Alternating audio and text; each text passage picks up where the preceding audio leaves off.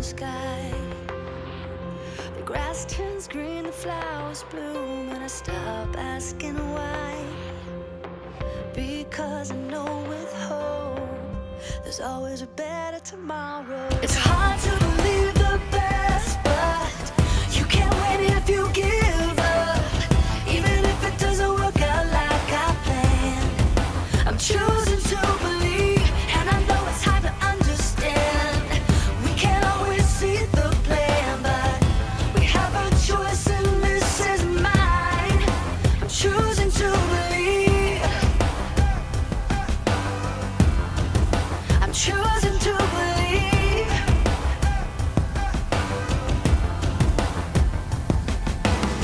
When hard things start to come my way, and when it's hard for me to see a brighter day, then I see a rainbow in the sky.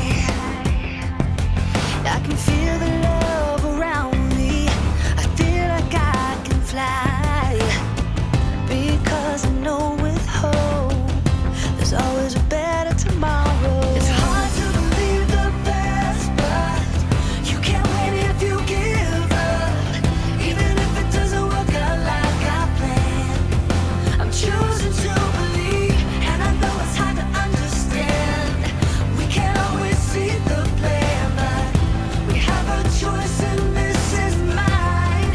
I'm choosing to believe. It's hard to believe the best, but you can't win if you give up.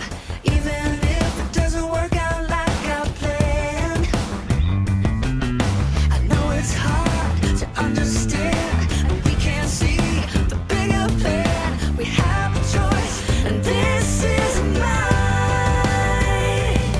Sometimes things are out of my control, and sometimes I don't understand why the rolling thunder rolls. It's hard to believe the best, but you can't win if you give up. Don't give up. Even if it doesn't work out like I planned, I'm choosing to believe, and I know it's hard to understand. We can't always see the plan, but we have a choice and this is mine. I'm choosing to believe. I'm choosing to believe. Yeah. I'm choosing to believe.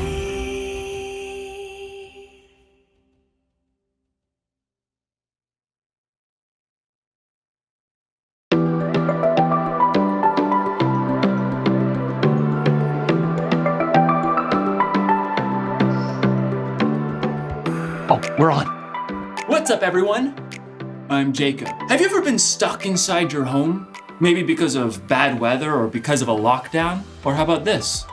Have you ever been stuck inside your home and then the power goes out? No TV, no internet. It's a nightmare. But it doesn't have to be all that bad. You can figure out something to do like a jigsaw puzzle. You see, puzzles can help us understand hope. Hope is believing that something good can come out of something bad. Now, usually a jigsaw puzzle comes in a box with a picture of the finished puzzle. This one, however, came in a bag. Guess I'll have to wait until I'm done to see what I'm working on. Let's see. Ooh, it looks like an eye. So the final picture will have a creature of some kind. Maybe a bunny rabbit, boing, boing, or a squirrel. I'm a squirrel. Or maybe it's not any kind of animal I've ever seen before, like a hairy monster that has like 8 legs and 6 eyes and is super furry. You know, it's hard to tell what the full picture will be when I'm only looking at one piece. Now the one piece looks like it's looking at me. Stop looking at me. In today's story, we'll hear about a group of people who expected something to happen, but they only saw one piece of the puzzle. I see you. The Bible, It's 66 books of history, stories, letters, and poetry that fit together to form God's one big story. The epic adventure of how He created us and loves us so much that He made a way to rescue us. As we travel through the Bible, from Genesis to Revelation, we discover people who met God and found their lives changed forever. Now, for an amazing story.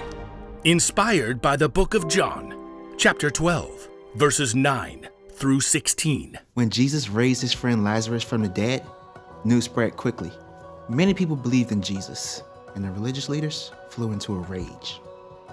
If we let Jesus keep doing this, everyone will believe in him. He'll cause so much trouble, the Romans will come in and take over.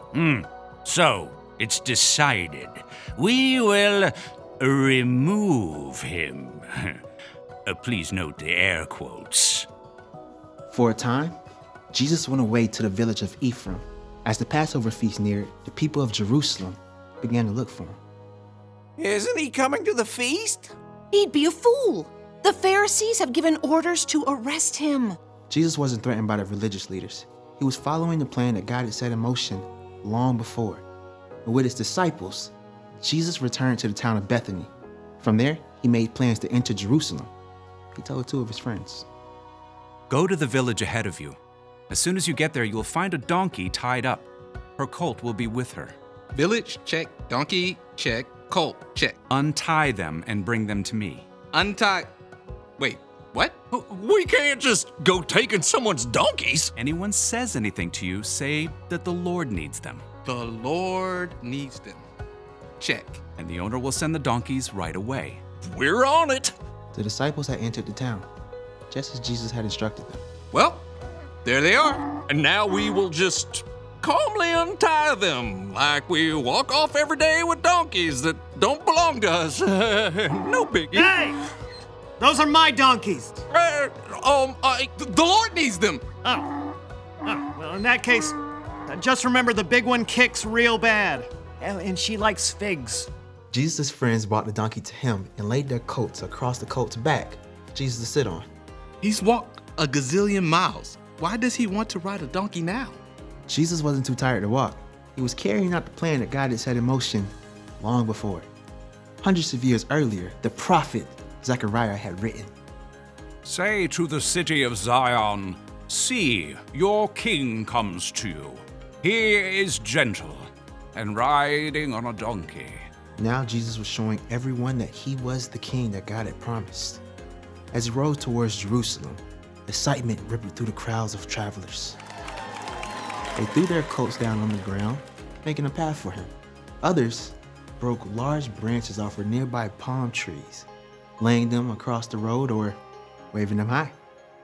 Hosanna! Oh, blessed is the one who comes in the name of the Lord.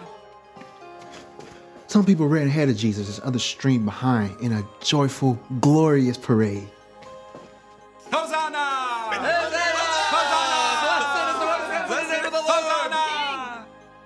As the procession neared the city, people ran out to see what was happening. Who is this? This is Jesus, the prophet from Nazareth. Yeah, he brought Lazarus back from the dead. In all the excitement, though, one group of people was not pleased. The religious leaders. This isn't getting us anywhere. Look how the whole world is following him. Don't worry. I've got a plan A plan? to remove Jesus. Oh, right. The air quote. He won't last the week. But God was still at work, and nothing that anyone could do would stop God's plan to save the world.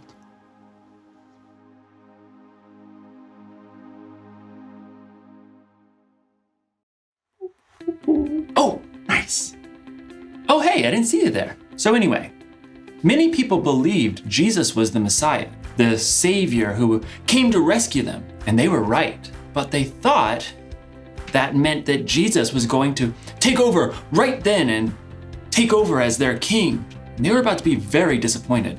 But here's the thing about disappointment. We're disappointed when things don't go how we want or expect. We're disappointed when we don't get our way. But you've got to remember, when it comes to life, we can only see one piece of the puzzle. We only see that we didn't get invited to someone's birthday party. We see that mom or dad lost their job. We see that you or someone you know is hurt. We see the bad things happening right now. What we don't see, God is working out a plan for our future. God sees everything. God knows everything. And when you're disappointed with the way things are going, it's important to remind yourself that God isn't finished yet. God is putting your puzzle together. God is still working. That's the one thing to remember today. Whatever happens, remember, God is still working. Jesus didn't turn out to be the king the people were expecting, but God was working on a much bigger plan, not just to rescue those people, but to rescue all people for all time. When we only see one piece of the puzzle, God can see the whole picture. Wow. And what a picture it is. I'll see you next time.